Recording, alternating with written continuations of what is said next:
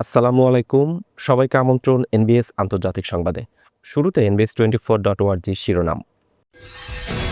ট্রাম্পের সঙ্গে বিপজ্জনক খেলায় নেতানিয়াহু, গাজা চুক্তি প্রত্যাখ্যানে বাড়ছে যুক্তরাষ্ট্র ইসরায়েলের সম্পর্কের টানাপোড়েন। ইরান যুদ্ধের ধাক্কায় অস্ত্রভাণ্ডার ফুরানোর শঙ্কা, উৎপাদন বাড়াতে মার্কিন প্রতিরক্ষা মন্ত্রণালয়ের জরুরি নির্দেশ। হরমুজের নিয়ন্ত্রণ ছাড়বে না ইরান, যে কোনো মূল্যে গুরুত্বপূর্ণ জলপথ ধরে রাখার ঘোষণা তেহরানের। এবং ইরানের নতুন হামলা নয়, অর্থনৈতিক চাপ বাড়ানোর কৌশলে ট্রাম্প, তেহরানকে নিয়ে দাবার খেলা। দর্শক, মার্কিন প্রেসিডেন্ট ডোনাল্ড ট্রাম্প সম্প্রতি অ্যাক্সিওসকে দেওয়া এক সাক্ষাৎকারে ইঙ্গিত দিয়েছেন, ইরানের বিরুদ্ধে এই মুহূর্তে নতুন করে কোনো সামরিক অভিযানে না গিয়ে দেশটির ওপর ক্রমাগত অর্থনৈতিক চাপ বৃদ্ধির কৌশল অবলম্বন করতে যাচ্ছেন তিনি। এই বিষয়টি আপনি কিভাবে দেখছেন? ভিডিওটিতে একটি লাইক দিয়ে কমেন্ট করে জানিয়ে দিন আপনার মূল্যবান মন্তব্য। দর্শক, এতক্ষণ শুনছিলেন শিরোনাম, এবার বিস্তারিত। ট্রাম্পের সঙ্গে বিপজ্জনক খেলায় নেতানিয়াহু, গাজা চুক্তি প্রত্যাখ্যানে বাড়ছে যুক্তরাষ্ট্র ইসরায়েল সম্পর্কের টানাপোড়েন। গাজা চুক্তি প্রত্যাখ্যান করার মাধ্যমে ইসরায়েলি প্রধানমন্ত্রী বেনিয়ামিন নেতানিয়াহু যুক্তরাষ্ট্রের সব প্রচেষ্টাকে সম্পূর্ণভাবে ভেস্তে দিয়েছেন। মূল চুক্তিটি গত 31 জুলাই মাত্র কয়েকদিন আগে ঘোষণা করা হয়েছিল, আর হোয়াইট হাউসে এ বিষয়ে ব্যাপক গুরুত্বও দেওয়া হয়েছিল। সাম্প্রতিক সময়ে ডোনাল্ড ট্রাম্প ও নেতানিয়াহুর মধ্যকার সম্পর্ক দিন দিন আরও অবনতির দিকে যাচ্ছে। চলতি বছরের শুরুর দিকে দুজনের মধ্যে অত্যন্ত উত্তপ্ত একটি ফোনালাপ হয়েছিল, যেখানে ট্রাম্প ইসরায়েলি প্রধানমন্ত্রীকে কড়া ভাষায় তিরস্কার করেছিলেন। ট্রাম্প এমন একজন প্রেসিডেন্ট যিনি বিশ্বমঞ্চে নিজের অবমূল্যায়ন বা অসম্মান কোনোভাবেই সহ্য করেন না, ফলে ইসরায়েলি প্রধানমন্ত্রীর জন্য এটি একটি ঝুঁকিপূর্ণ পরিস্থিতি তৈরি করতে পারে বলে মনে করা হচ্ছে। ডেমোক্র্যাটিক পার্টির প্রাথমিক নির্বাচনগুলোতে দেখা গেছে, ইসরায়েলপন্থী শক্তিশালী লবিং ফার্ম এইপ্যাক বিভিন্ন নির্বাচনী দৌড়ে কোটি কোটি ডলার ব্যয় করা সত্ত্বেও ইসরায়েলি মার্কিন সহায়তা প্রত্যাহারের দাবি জানানো প্রার্থীরাই নিজেদের প্রাইমারিতে জয়ী হয়েছেন, যা ডেমোক্র্যাটিক পার্টির অবস্থান ধীরে ধীরে বদলানোর ইঙ্গিত দিচ্ছে। অন্যদিকে রিপাবলিকান পার্টির ওপর বর্তমান প্রেসিডেন্টের পূর্ণ নিয়ন্ত্রণ রয়েছে, তাই তিনি ইসরায়েলের সঙ্গে সম্পর্কের ক্ষেত্রে কোনো নতুন সিদ্ধান্ত নিলে তা প্রভাব ফেলতে পারে বলে বিশ্লেষকরা মনে করছেন। নেতানিয়াহু মূলত এই ধারণার উপর নির্ভর করছেন যে মার্কিন যুক্তরাষ্ট্রে ইসরায়েলের সবচেয়ে শক্তিশালী রাজনৈতিক মিত্র রিপাবলিকান পার্টির ওপর প্রেসিডেন্ট তার প্রভাব ব্যবহার করে ইসরায়েলের বিরুদ্ধে অবস্থান নেবেন না। ইরান যুদ্ধের ধাক্কায় অস্ত্রভাণ্ডার ফুরানোর শঙ্কা, উৎপাদন বাড়াতে মার্কিন প্রতিরক্ষা মন্ত্রণালয়ের জরুরি নির্দেশ।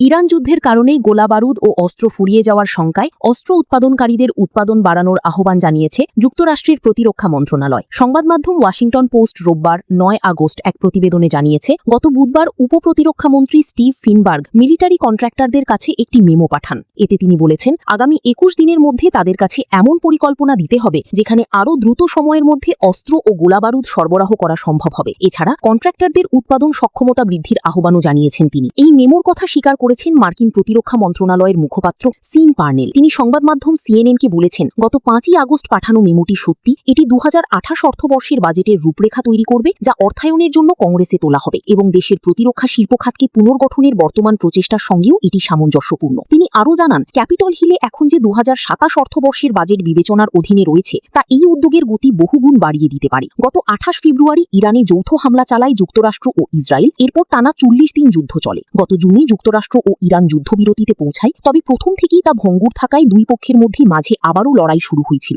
বর্তমানে হামলা ও পাল্টা হামলা বন্ধ আছে। হরমুজের নিয়ন্ত্রণ ছাড়বে না ইরান, যে কোনো মূল্যে গুরুত্বপূর্ণ জলপথ ধরে রাখার ঘোষণা তেহরানের। ইরান হরমুজ প্রণালী থেকে পিছিয়ে যাবে না, বরং যে কোনো মূল্যে এটি নিয়ন্ত্রণ ধরে রাখবে বলে জানিয়েছেন দেশটির সাবেক প্রধান বিচারপতি আয়াতুল্লাহ আমলি লারিজানি। রোববার 9 আগস্ট বার্তা সংস্থা IRIB এক প্রতিবেদনে জানিয়েছে, সাবেক প্রধান বিচারপতি বলেছেন তারা যে কোনো মূল্যে গুরুত্বপূর্ণ এই সামুদ্রিক রুটটির নিয়ন্ত্রণ নিজেদের কাছে রাখবেন। আয়াতুল্লাহ আমলি লারিজানি বর্তমানে ইরানের এক্সপিডিয়েন্সি কাউন্সিলের প্রধান হিসেবে দায়িত্ব পালন করছেন, যা সুপ্রিম লিডার কর্তৃক সরাসরি গঠিত একটি সংস্থা এবং গুরুত্বপূর্ণ বিরোধ নিষ্পত্তি ও পরামর্শক হিসেবে কাজ করে। গত 28 ফেব্রুয়ারি ইরানে যৌথ হামলা চালায় যুক্তরাষ্ট্র ও ইসরায়েল। এর সঙ্গে সঙ্গেই হরমুজে জাহাজ চলাচল বন্ধ করে দেয় তেহরান, যা এখনও স্বাভাবিক হয়নি। এর মধ্যে যুক্তরাষ্ট্র ইরানের বন্দরে নৌ অবরোধ আরোপ করেছে, ফলে হরমুজ দিয়ে ইরানে যাওয়া আসা করা কোনো জাহাজ চলাচল করতে পারছে না। হরমুজ প্রণালীতে ইরানের নিয়ন্ত্রণ মেনে নেওয়া ছাড়া যুক্তরাষ্ট্রের কাছে দ্বিতীয় কোনো পথ নেই বলে জানিয়েছেন ইরানের সেনাবাহিনীর মুখপাত্র আমির আকরামিনিয়া। তিনি বলেছেন, ইরান হরমুজে নতুন যে নিয়ন্ত্রণ আরোপ করেছে তা অপরিবর্তনযোগ্য। যুক্তরাষ্ট্র এটি পরিবর্তন করতে চাইলেও তাতে কাজ হবে না।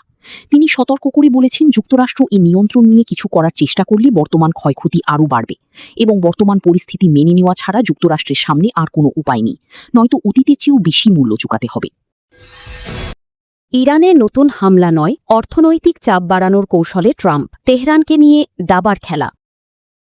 মার্কিন প্রেসিডেন্ট ডোনাল্ড ট্রাম্প সম্প্রতি অ্যাক্সিওসকে দেওয়া এক সাক্ষাৎকারে ইঙ্গিত দিয়েছেন, ইরানের বিরুদ্ধে এই মুহূর্তে নতুন করে কোনো সামরিক অভিযানে না গিয়ে দেশটির ওপর ক্রমাগত অর্থনৈতিক চাপ বৃদ্ধির কৌশল অবলম্বন করতে যাচ্ছেন তিনি। ইরানের বিরুদ্ধে চলমান মার্কিন কৌশল নিয়ে ট্রাম্প বলেন, তারা বিষয়টি নিয়ে আপাতত খুব একটা উচ্চবাচ্য করছেন না। তিনি জানান, মার্কিন প্রশাসন তেহরানের সঙ্গে আংশিক বা অর্ধ আলোচনা চালিয়ে যাচ্ছে এবং একই সঙ্গে ইরানের বিপরস্থ অর্থনৈতিক পরিস্থিতির ওপর কড়া নজর রাখছে। ইরানের অভ্যন্তরীণ সংকট তুলে ধরে ট্রাম্প বলেন, তারা কেবল লক্ষ্য করছেন ইরান কিভাবে তাদের আকাশচুম্বী মূল্যস্ফীতি ও তীব্র অর্থ সংকটের মধ্য দিয়ে যাচ্ছে। তার দাবি, ইরান বর্তমানে অত্যন্ত নাজুক অর্থনৈতিক পরিস্থিতিতে রয়েছে এবং তারা নিজেদের সামরিক বাহিনীর সদস্যদের বেতন দিতেও হিমশিম খাচ্ছে। মার্কিন প্রেসিডেন্ট আরও বলেন, সমুদ্রপথে মার্কিন নৌবাহিনীর কার্যকর অবরোধ ইরানের সরকারের ওপর চাপ আরও বাড়িয়ে দিয়েছে, যা তাদের চলমান অর্থনৈতিক সংকটকে আরও ঘনীভূত করেছে। আমেরিকানদের ওপর এই সংঘাতের অর্থনৈতিক প্রভাব নিয়ে ট্রাম্প জানান, বিশ্ববাজারে অপরিশোধিত জ্বালানি তেলের দাম ব্যারেল প্রতি $75 সামান্য ওপরে নেমে আসায় মার্কিন নাগরিকদের ওপর আর্থিক প্রভাব অনেকটাই সহজ হয়ে এসেছে। তেহরানের সঙ্গে যুক্তরাষ্ট্রের এই মুখোমুখি অবস্থান প্রসঙ্গে আত্মবিশ্বাসী মনোভাব প্রকাশ করে ট্রাম্প বলেন, সবকিছু ঠিক হয়ে যাবে, সবসময়ই সবকিছুর একটা সমাধান বের হয়। এটি মূলত একটি দাবার খেলার মতো। কৃষ্ণ সাগরে বেসামরিক জাহাজে হামলা বন্ধে রাশিয়া ইউক্রেনকে, সাময়িক যুদ্ধবিরতির আহ্বান তুরস্কের।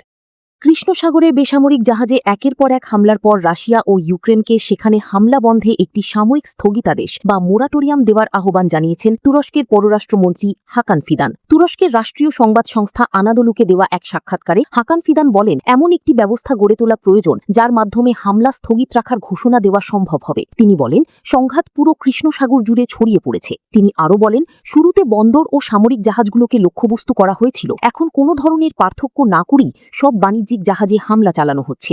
এর আগে মঙ্গলবার তুরস্ক কৃষ্ণ সাগরে আগের দিন দুটি তুর্কি বেসামরিক জাহাজে ড্রোন হামলার নিন্দা জানিয়েছিল। ওই হামলায় কয়েকজন নাবিক আহত হন। রাশিয়ার বিরুদ্ধে নিষেধাজ্ঞা বিল পাস মার্কিন সিনেটে। ভারত চীনের ওপর 100% শুল্কের হুমকি। রাশিয়া থেকে তেল ও গ্যাস কেনা বিশ্বের শীর্ষ 5টি দেশের ওপর সর্বোচ্চ 100% শুল্ক আরোপের সুযোগ রেখে একটি নিষেধাজ্ঞা বিল পাশ করেছে যুক্তরাষ্ট্রের সিনেট। এর ফলে রাশিয়ার কাছ থেকে তেল ও গ্যাস কেনা ভারত ও চীনের ওপরও বড় ধরনের শুল্ক আরোপের ঝুঁকি তৈরি হয়েছে। রিপাবলিকান সিনেটর লিন্ডসে গ্রাহামের নামে করা বিলটি 86-11 ভোটে সিনেটে অনুমোদিত হয়। ইউক্রেনের কট্টর সমর্থক গ্রাহাম গত 11 জুলাই মারা যান। ইউক্রেনে রাশিয়ার যুদ্ধের 5ম বছরে নতুন করে মস্কোর ওপর নিষেধাজ্ঞা আরোপের পক্ষে তিনি দীর্ঘদিন ধরে জোরালো অবস্থান নিয়ে আসছিলেন। সিনেটে গ্রাহামের স্থলাভিষিক্ত হওয়া তার বোন ডার্লিন গ্রাহাম বলেন, এই বিলটি রুশ প্রেসিডেন্ট ভ্লাদিমির পুতিনকে ঠিক তার দুর্বল জায়গায় আঘাত করবে। ডেমোক্র্যাট সিনেটর রিচার্ড ব্লুমেনথাল বলেন, তিনি গ্রাহামের সঙ্গে 1 বছরেরও বেশি সময় ধরে বিলটি পাশের জন্য কাজ করেছেন এবং ইউক্রেনের জনগণ একা নয় বলে মন্তব্য করেন। দর্শক, এই ছিল এখনকার মতো। আমাদের পরবর্তী সংবাদ দেখার আমন্ত্রণ জানিয়ে বিদায় নিচ্ছি আমি শফিউল আলম আরাফ।